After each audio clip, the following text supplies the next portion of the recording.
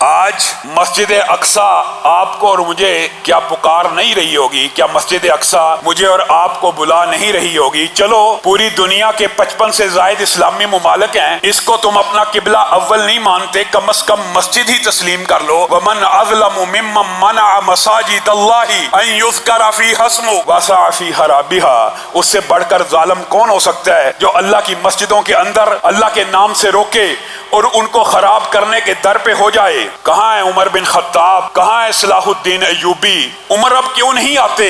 صلاح الدین ایوبی اب مسجد اقصی کی صدا پہ لبیک کیوں نہیں کہتے؟ اس کی ایک خاص وجہ ہے، مسجد اقصی ان 55 اسلامی ممالک کے ضمیر کے اوپر ایک تازیانہ بھی ہے، اور یہ 55 اسلامی ممالک جو اسلامی بھی ہیں اور بڑی شان سے کہتے ہیں ہم اسلامی ممالک ہیں، مسجد اقصی آج ان میں سے کسی ایک کا بھی قومی مسئلہ نہیں ہے۔ قومی مسئلہ ہوتا کسی ملک کا تو شاید آواز کھڑی ہو جاتی، لیکن آج یہ مسجد بیچاری کسی اسلامی ملک کا قومی مسئلہ بھی نہیں رہی۔ اور قومی مسئلوں کے اندر بھی ہمارا جو کردار ہے غلامی کا وہ آپ کے سامنے ہے۔ اینٹ کا جواب پتھر سے دیں گے۔ کشمیر شہرک ہے، کشمیر شہرک سے آہستہ آہستہ انڈیا کا ذاتی مسئلہ بن چکا ہے۔ وہ کون سی اینٹ آنی ہے جس کا جواب ہم نے پتھر سے دینا ہے؟ 70 سال سے کشمیریوں کے ساتھ کھڑے ہیں۔ کب تک کھڑے ہیں؟ جب تک آخری کشمیری مر نہیں جاتا۔ اسی طرح مسجد اقصی کے ساتھ کھڑے ہیں۔ کب تک کھڑے ہیں؟ جب مسجد اقصی کا آخری نمازی مر نہیں جاتا، شہید نہیں ہو جاتا، تب تک کھڑے ہیں۔ یہ اسلامی جذبات ہیں، اور حیرانگی کی بات ہے، حیرت کی بات ہے، دکھ کی بات ہے، علامہ شہید آج سے کتنا عرصہ قبل یہ الفاظ کہا کرتے تھے،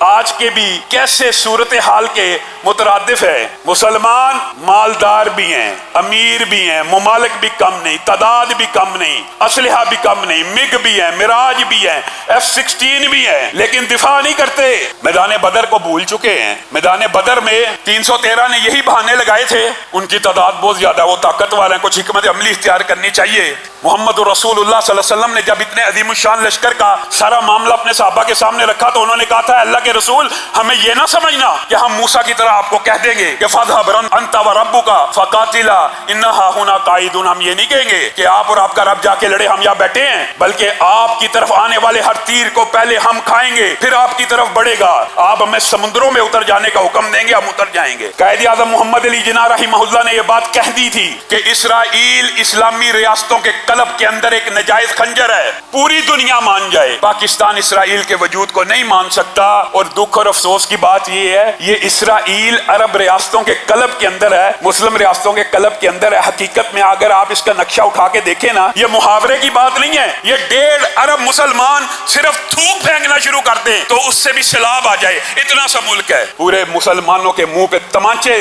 رسید کر رہا ہے۔ کہاں پہ ہے وہ لبرل مافیا؟ کہاں پہ وہ موم بتی مافیا؟ وہ لبرل آنٹیاں جنہوں نے پاکستان کے اندر ایک جیلی ڈرامے کے اوپر وویلا اٹھا دیا تھا کہ چرچ کے اوپر مسلمانوں نے قبضہ کر، وہ ویڈیو بھی جھوٹی ثابت ہو گئی ہے، وہ سب بھی جھوٹ ثابت ہوا۔ اس چرچ کے اوپر جو جیلی ویڈیو بنی، حملہ بھی نہیں تھا، وہاں پہ میلاد ہو رہا تھا، اس کے اوپر تو آپ نے انسانی حقوق کے بڑے بھاشن دیے تھے۔ آج مسجد اقصی کے اندر مسلمانوں کو عبادت کرنے نہیں دی جا رہی۔ کہاں پہ آزادی اظہار؟ کہاں پہ آزادی عبادت؟ کہاں پہ ہے حق عبادت؟ کہاں پہ ہے فریڈم آف ایکسپریشن؟ اپنی حق خود ارادیت کی بات تو دور کی بات ہے، جو عبادت ہے، جو پلیسز آف ورشپس ہیں، جن کو آپ اسینشل سروسز کہتے ہیں، جن کے اندر آپ کہتے ہیں ہر مذہب کو اجازت ہونی چاہیے، آج اس مسجد کا محاصرہ کر کر مسلمانوں کے اوپر جو ظلم و ستم کی داستانیں لکھی جا رہی ہیں، کیا کہا جائے؟ اب ان حکمرانوں کو کیا کہا جائے؟ 55 اسلامی ممالک ہیں، ایک ہی بندے نے کچھ افسوس کا اظہار کیا، طیب اردگان نے، اور اس نے تشویش کا اظہار کر دیا۔ ہم یہ بات کہتے ہیں جی اس نے تو اسرائیل کو ماننا ہے، بلا شبہ ماننا ہوگا، لیکن بولا بھی وہی ہے، صرف اسی نے کہا ہے کہ مجھے تشویش ہے۔ یہ کیا ہو رہا ہے؟ مسجد اقصی آج تجھے اور مجھے پکار رہی ہے، اور شاید کہتی ہوگی کہ تھے تو وہ تمہارے ہی آبا مگر تم کیا ہو؟ ہاتھ پر ہاتھ درے منتظر فردہ ہو، صرف دعائیں کر کر کے مسجد اقصی آزاد ہو جائے گی؟ مسجد اقصی کو ضرب عمر کی ضرورت ہے، ضرب صلاح الدین کی ضرورت ہے۔ آج مسلم حکمرانوں کو بھی چاہیے کہ وہ اپنے اسلاف کی روایات کے اوپر چلتے ہوئے یونائٹڈ اسٹیٹس آف اسلام کا کنسپٹ کیوں نہیں بن سکتا؟ ہر ملک اپنے دائرہ اختیار دائرہ کار میں رہتے ہوئے ایسی آرگنائزیشنز کیوں نہیں بنا سکتا کہ ایک اسلامی ملک پہ حملہ پورے اسلامی ممالک پہ سمجھا جائے گا؟ کون سی چیز مانے ہیں؟ کس چیز کی رکاوٹ ہے؟ مانتے ہیں غلام ہیں، لیکن کیا ساری زندگی غلام ہی رہنا ہے؟ غلامی سے نکلنے کی کبھی کوئی تدبیر بھی کرنی ہے؟ چلو آہستہ آہستہ نکلنے کا راستہ ہی بنانا شروع کر دو۔ اپنے ہر حق کے چھن جانے پہ کچھ ایجیٹیشن کرے، کچھ احتجاج کرے، کچھ حق واپس لینے کی کوشش کرے تو اس کو وہ حق مل جاتا ہے۔ آج احتجاج بھی نہیں کیا جا سکتا۔ آج مسجد اقصیٰ کے اوپر احتجاج کرنا بھی مشکل ہے۔ جو احتجاج کرے گا اسرائیل کا نام لکھو فیس بک کے اوپر، اکاؤنٹ بلاک، مسجد اقصیٰ کی ویڈیو چڑھاؤ، اکاؤنٹ بلاک۔ آج مسلمان اس قدر پستی اور زوال کا شکار ہو چکے ہیں،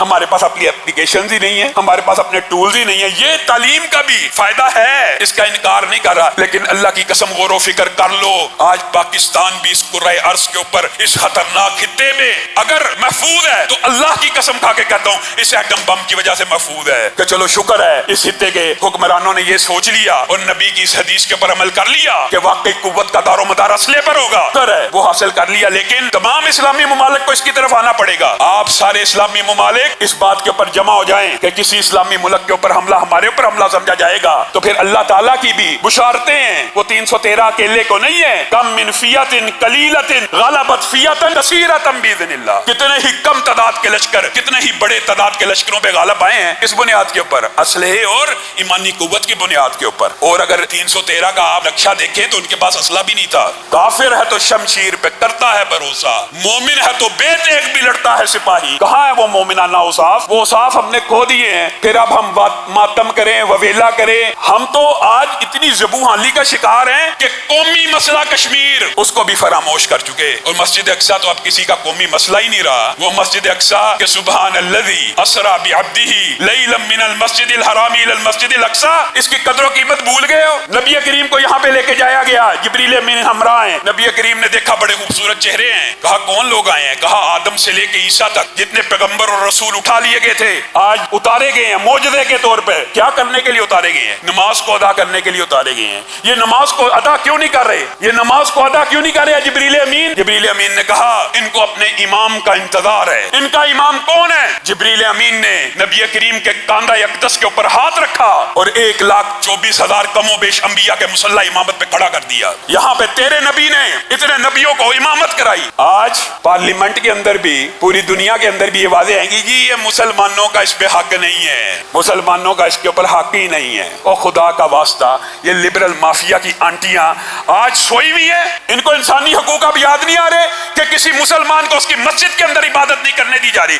کیوں یہ ویلا نہیں مچا رہی؟ کیوں نہیں آواز اٹھا رہی؟ کیونکہ سارے چینلز وہی ہیں، سارے پیسوں کی آمدرف وہیں سے ہے۔ جو امریکہ کا پالا ہوا ہے کتا ہے، اس کی بھی ہمیں نوکری پہ مجبور کیا جا رہا ہے۔ امریکہ تو چلو چودھری ہے، جب تک قوت طاقت نہیں آنی اس کے ساتھ ہیلو ہائی رکھنا مجبوری ہوگی۔ سمجھ آ گئی ہے بھی بات، ایک چودھری کے ساتھ یس رکھنی ہے، لیکن کیا اس کے پالے ہوئے کتوں کے آگے بھی لیٹ جانا ہے؟ اسرائیل کو کوئی باضمیر بندہ کس اصول کی بنیاد کے اوپر تسلیم کرے؟ کیسے تسلیم کرے؟ اللہ رب العزت سے آپ سب لوگ پھر بات وہی آ جاتی ہے، ہم دعائیں کر سکتے ہیں اور کیا کریں؟ جہاد کرنے کا نام لیں تو پکڑ کے جیلوں میں ڈال دیا جائے گا۔ کوئی جہاد کی بات کر سکتا ہے؟ آج فرانس نے نبی کریم کی توہین کی ہے، فرانس کے خلاف جہاد کا فتویٰ دینے والا کوئی عالم دنیا میں موجود ہے؟ اسرائیل ڈنڈے کے زور کے اوپر، طاقت کے زور کے اوپر آج مسجد اقصیٰ پہ حملہ آور ہے۔ حکمران دورے کر رہے ہیں، ایک دوسرے کی خاطر مدارت کر رہے ہیں، ایک دوسرے کی آؤ بھگت کر رہے ہیں۔ 55 اسلامی ممالک کے ضمیر سو گئے ہیں۔ یہ جو 1.5 ارب ہیں، وہ تو ظالم نے کہا تھا نا، یہ جو 10 کروڑ ہیں جہل کا نچوڑ ہیں،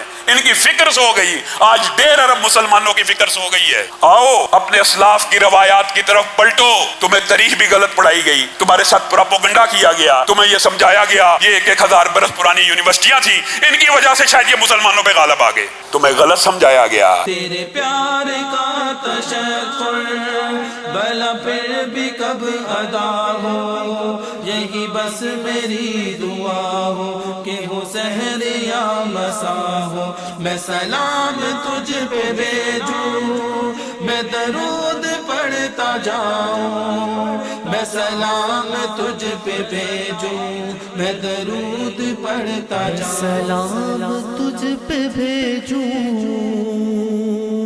میں درود پڑھتا جاؤں، صلی اللہ علیہ وسلم۔